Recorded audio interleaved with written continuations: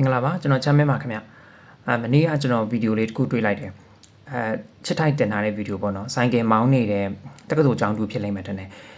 မိန်းကလေးတယောက်ကလေဆိုင်ကယ်မောင်းနေရင်လည်းတက်တော့ဆိုင်ကယ်လဲသူလဲလမ်းပေါ်မှာပေါ့နော်လမ်းပေါ်ရောက်တဲ့ဒီအတက်ကမပြေသေးဘူးအဲ့ဒီဗီဒီယိုလေးကိုမြင်ပြီးတော့မှ epilepsy အကြောင်းကိုကျွန်တော် knowledge sharing လုပ်မဲ့ content တွေထဲမှာပြင်ထားတဲ့ content တွေထဲမှာ epilepsy ကထိတ်ဆုံးမှာပါတယ်ကျွန်တော်မပြောဖြစ်တာပေါ့နော်script တွေရောကျွန်တော်အကုန်လုံးပြင်ထားပြီးသားဘာလို့မပြောဖြစ်တာလဲဆိုတော့ကျွန်တော် health education အကြောင်းပြောတဲ့ video တွေဆိုလို့ရှိရင် reach ကမပေါက်ဘူးစိတ်ဝင်စားတဲ့လူမရှိဘူးမကြည့်ကြဘူး skin care အကြောင်းပြောတယ် product review အကြောင်းပြောတယ်ဆိုလို့ရှိရင် M နဲ့ GVT ပေါက်တယ် PR gift တွေရတဲ့အထိပေါက်တယ်ပေါ့နော်အဲ့ဒါကြောင့်မို့ကျွန်တော်လည်းစိတ်ညစ်ပြီးတော့မှတော့ပြီး health education တွေကမပြောတော့ဘူးပြောလဲစိတ်ဝင်စားအောင်ဆိုပြီးတော့မှပြစ်ထားတာပေါ့နော်ဒီ video မြင်တော့မှကျွန်တော်ကြည့်သူရှိမရှိတယောက်တိလဲတယောက် knowledge ကတော့ကျွန်တော်ကအဲ့လိုပညာဒါနအနေနဲ့ပြောပါမယ်ဆိုပြီးရွယ်ပြီးတော့မှဒီဗီဒီယိုကိုလုပ်လိုက်တာပါဗောနော်အဲ့ဒီဗီဒီယိုမှာကြည့်လိုက်လို့ရှိရင်ပြုစုဘေးကနေဝိုင်းပြီးပြုစုနေတဲ့လူကတော်တော်များဗောရှိတယ်ဗောနော်ဒါပေမဲ့တချို့တစ်ဝက်ကမှန်တယ်တချို့တစ်ဝက်ကတော့မှားတဲ့နီလန်းနေနဲ့ကလေးကို support လုပ်ပေးနေကြတာဗောနော်အဲ့ဒါလေးကိုကျွန်တော်နည်းနည်းလေးဆွဲတက်ပေးချင်တာဗောနော်ကျွန်တော် epilepsy အကြောင်းနှမျိုးနဲ့ပြောချင်တယ်တကယ်လို့တက်နေတယ်ဆိုလို့ရှိရင်တက်တဲ့လူနာကိုမြင်လို့ရှိရင်ပတ်ဝန်းကျင်ဘယ်လိုမျိုးကူညီတဲ့တယ်လေဘာတွေဆောင်ရမလဲဆောင်ရမလဲဆိုတဲ့ဟာအနေအချင်းပြောပြမယ်ဒုတိယတစ်ပိုင်းမှာကကြတော့ယောဂဝေဒနာရှင်ရဲ့မိသားစုဝင်တွေကဘာကိုတတိထားမလဲအလေးထားမလဲဆိုတဲ့အကြောင်းကိုနှစ်ပိုင်းခွဲပြီးတော့မှကျွန်တော်ပြောပြချင်ပါတယ်ပထမအဆုံးတက်နေတယ်ဆိုလို့ရှိရင်ဘာလုပ်ရမလဲပေါ့နော်တက်နေတဲ့လူနာကိုတွေ့ပြီဆိုလို့ရှိရင်ကျွန်တော်တို့ကဘေးအမြန်ဆောင်ထားတဲ့တယ်ဖြစ်နိုင်လို့ရှင်ပေါ့နော်ဘေးမြမြန်ဆောင်လိုက်ပတ်ဝန်းကျင်ကလူနာရဲ့ safety ကအရေးကြီးပြီဖြစ်တဲ့အတွက်ဘေးနားမှာသူ့ကိုအန်ဒီရဖြစ်စေမဲ့ပစ္စည်းရရဲ့အကုန်လုံးကိုရှောင်အဲ့ဒီဗီဒီယိုထဲမှာဆိုရင်ကောင်မလေးကဆိုင်ကယ်တပိုင်းကဘေးမှာလဲနေသေးရဲ့အိတ်ဇောကတ်တာတော့အပူလောင်တာတော့ဖြစ်မှာဆိုရတယ်သူကအဲ့ချိန်မှာဆိုဘာမှမသိဘူးအဲ့တော့ဆိုင်ကယ်တွေဝေးဖယ်လိုက်ဖြစ်တဲ့နာပေါ့နော်ပြီးရင်သူ့ကိုပြုစုတဲ့အချိန်မှာဘေးလေးဆောင်းထားလိုက်အောင်ပြီးတော့ပါဇက်ထဲကိုဘာမှမထည့်နဲ့ဗီဒီယိုထဲမှာတော့ထည့်တာမတွေ့ပါဘူးဒါပေမဲ့အရေးကြီးလို့ပေါ့နော်ပါဇက်ထဲကိုဇွန်းထည့်တာတို့တခုခုပေးကြိုက်တာတို့အဲ့လိုမျိုးမလုပ်သင့်ဘူးပြီးတော့တက်နေတဲ့အချိန်မှာလူနာတစက်တုံနေမှာဖြစ်တဲ့အတွက်နင်းသူ့ကိုငိမ်အောင်ပဲကင်ထိုင်းရင်လုံလောက်ပြီးခြေထောက်ကို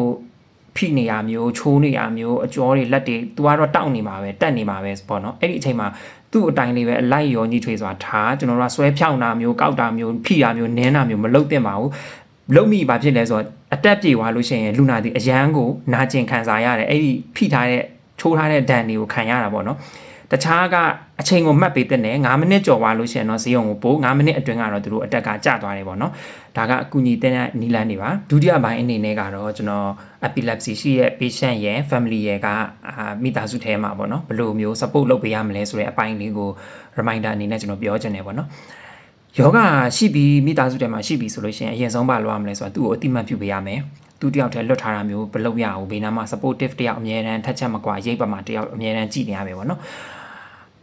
်ထမင်းဟင်းမချက်ခိုင်းရအောင်ထမင်းဟင်းကိုတယောက်တည်းချက်နေရမျိုးမလုပ်ရအောင်ဘေးနားမှာတယောက်အမြဲတမ်းရှိရမယ်ကျွန်တော်တို့တွေ့ဘူးတဲ့ epilepsy လူနာဆိုလို့ရှိရင်မီးလောင်ရဘလက်ပွား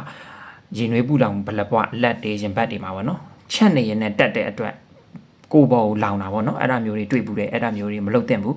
ရေချိုးလို့ရှိရင်တော့မှရေချိုးခန်းတကားကိုမပိတ်ထားသင့်ဘူးသူ့ကိုအလွယ်တကူအပြန်နေဝင်လို့ရမယ့်အခြေအနေမျိုးနားဆွင့်ထားမယ်ပေါ့နော်အိမ်နာတက်တာပဲဖြစ်ဖြစ်ပြီးတော့ရေချိုးလို့ရှိရင်အကောင်းဆုံးကတော့ရေကန်ရှိရဆိုရင်ရေကန်မှာမချိုးဘဲနဲ့လေရေပန်းရှိရင်ဖြစ်နိုင်ရင်ပေါ့နော်ရေပန်းနဲ့ချိုးတာအကောင်းဆုံးပဲရေကန်ကြတော့အတက်ရတဲ့အချိန်မှာခေါင်းငိုက်ဆိုင်ကြပြီးတော့မှမဖြစ်တဲ့နာတွေဖြစ်သွားနိုင်လို့ပါပြီးတော့လူနာကိုနိုင်ကစိတ်ဖိစီးမှုကိုလျှော့ရမယ်အဲ့ရေဝအောင်အေးရမယ် screen time ကိုလျှော့ရမယ်ဖုန်းကြည့်တာ TV ကြည့်တာလုံးဝမများရအောင်အဲ့ရေမှတ်နေရမယ်ပေါ့နော်ပြီးတော့ caffeine ဓာတ်ကိုလျှော့ရမယ် caffeine တို့လက်ဖက်ရည် coffee ညဖက်တောက်တာမျိုးမလုပ်ရအောင်အဲ့ရေကိုထိခိုက်စေမယ့်ဟာမလုပ်ရဘူးစိတ်ဖိစီးမှုလျှော့တယ်ဆိုတဲ့နေရာမှာအမျိုးသမီးများဒီ menstrual cycle ပေါ်တဲ့အချိန်မှာတော့မှသူတို့ stress ကအဲ့ဒီ stress က epileptic attack ရသွားနိုင်တယ်အဲ့ဒါလေးကိုသတိပြုရမယ်နောက်အစားအသောက်အနေထိုင်ထဲမှာဆေးလိပ်တို့အရက်တို့ကွန်းတို့ပေါ့နော်အဲ့ဒီမူရစ်စေတဲ့အစားအသောက်တွေအလေးအထတွေကဘာကို effect ရောက်နိုင်လဲဆိုတော့တောက်နေတဲ့ epileptic anti epileptic ဆေးတွေကိုဆေးအန်တီတွေကို short ချလိုက်တာမျိုးကတောင်းကနင်းဖြစ်စေရမျိုးတွေဖြစ်စေတဲ့အတွက်ငွေရစေတဲ့ပစ္စည်းဘာမှမသုံးဆောင်ရဘူး epilepsy ရှိတဲ့လူကနော်အကုန်လုံးကိုရှောင်သင့်ပါတယ်